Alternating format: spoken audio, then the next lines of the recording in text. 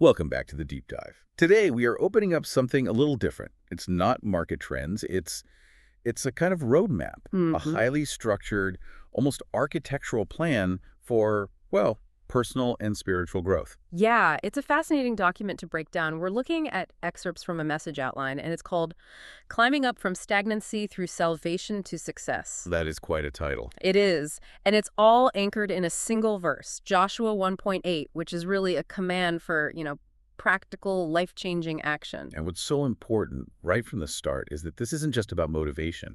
It's presented as something much deeper, as transformational. Exactly. The source text grounds itself in Scripture. For Joshua, that was the book of the law, Genesis through Deuteronomy. Just the first 5 books. Right. But for us, the roadmap refers to the whole book of the Lord, and the central idea is the same. You have to meditate on it, you have to obey it for what the message calls, and this phrase is so specific. Good success. Good success. Yep. Okay, we're definitely going to have to unpack that later. So what's the structure? It's incredibly clear. It's designed to be a literal climb through 3 stages. First, you have to confront what it calls the stagnancy of the average. Okay. Then you move through a transforming salvation. And finally, you get to triumphant success. It's a very deliberate process. All right, so let's jump into that first stage, the diagnosis. The stagnancy of the average. I mean, that's a tough pill to swallow right there. The message says being average is just unacceptable. It is. And it immediately links that to being lukewarm from the book of Revelation, neither hot nor cold. And the real danger isn't just being in a bad spot. It's being satisfied there. That is exactly. That satisfaction is the anchor. It's what creates the stagnancy. You stop trying because you've told yourself, hey, I'm doing fine. And this is where the roadmap gets, like you said, architectural. It doesn't just call you lukewarm. It gives you a literal A to Z list for self-assessment. I mean, it is shockingly detailed. It's a masterful piece of diagnosis, really. And the common thread in every single point is that toxic combination, a negative state, paired with total self-satisfaction. Let's just pull out a few examples because they really show the scope of this. Backward, yet satisfied. You're literally going in the wrong direction, but you're okay with it. Or how about dull of hearing, yet satisfied? The truth could be staring you in the face, but you've just tuned it out and you're fine with that. And it goes beyond just spiritual things. I saw material and emotional states in there too. Oh, absolutely. Enslaved yet satisfied. You're trapped in a habit, a mindset, but it's comfortable. Joyless yet satisfied. You've just accepted the monotony.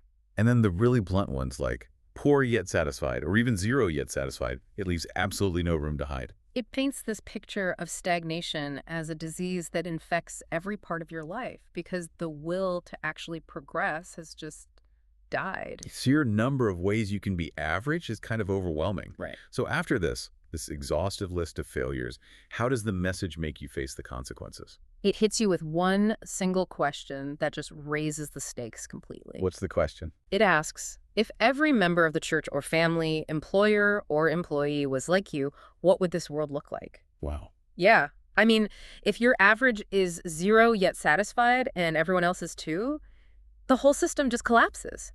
That question is meant to be the spark. It's meant to force you to move. Okay, so that's the diagnosis. Stuck and satisfied. Where does the roadmap go from there? What's the intervention? We move right into stage 2, the transforming salvation from the Almighty. And the key word, the one it emphasizes over and over, is transforming. So this isn't some passive, traditional idea of salvation. Not at all. It has to be something that fundamentally changes your entire trajectory, your character. It has to be, in the message's words, worthy of God's name. It needs to have external proofs then. Precisely. And the classic example it uses is Zacchaeus from the Gospel of Luke. Right, the tax collector who climbed a tree. Yeah, but it wasn't just about climbing the tree. The message highlights 2 things. He was actively dissatisfied with his life, and he had what it calls passionate determination. So he took real, measurable steps. He did. And when he had that encounter with Jesus, he immediately announced specific, actionable changes he was going to make.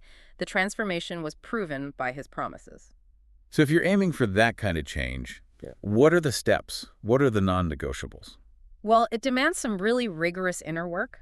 First, you have to assess your life, evaluate everything, and stop lying to yourself. Be brutally honest. Brutally honest. Second, you have to be completely sincere with the Lord, knowing you can't hide anything anyway.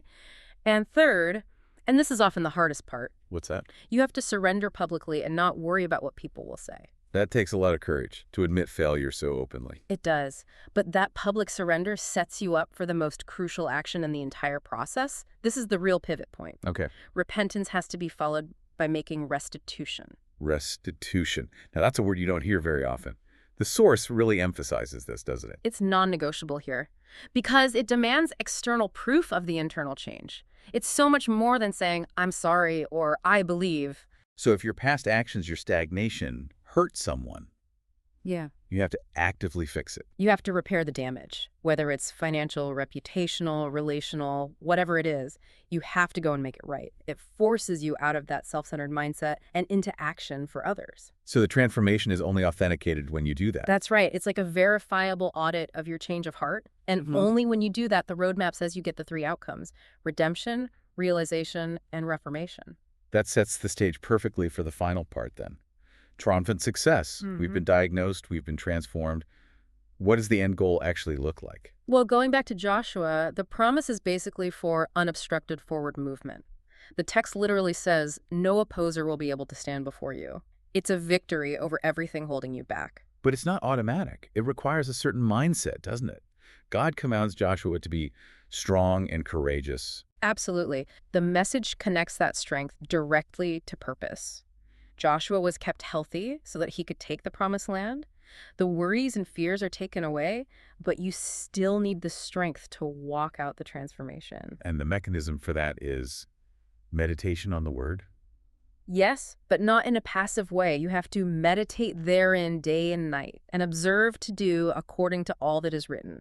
It's an active engagement strategy. How does it define that? What are the actual steps? It's participatory. It warns you not to dodge or gloss over the uncomfortable parts. You have to see the word, you have to say the word, and through that, you receive what it calls supernatural possessions. And it's also about what you keep out. Just as important, it has a stern warning to avoid listening to the gossip of the world. Which in today's world is basically impossible to avoid. It's incredibly difficult, but it's about intentional focus. You have to guard your heart and mind because all that other input, that gossip, is designed to distract you from the plan. You replace the chaos with concentration. And that concentration leads to success. But this is where it gets really interesting for me. The material draws a sharp line between good success and bad success. This is maybe the most radical part of the whole framework. It completely redefines the finish line. How so? Well, it acknowledges that prosperity and happiness are results, but it questions the quality of that success. Bad success is defined as any achievement, no matter how big, that leads you further away from God. So it's the kind of success that costs you your soul, basically. Exactly. It completely changes the idea of return on investment. If your career success costs you your family or your faith, this roadmap categorizes that as a total failure no matter what your bank account looks like. Wow. So then what is good success? Good success is the kind that allows you to retain your spiritual experiences and your family relationships. So success is measured by what you keep, not just what you gain. Precisely. The victory has to be holistic. You win at work, but you win with your family and with your faith.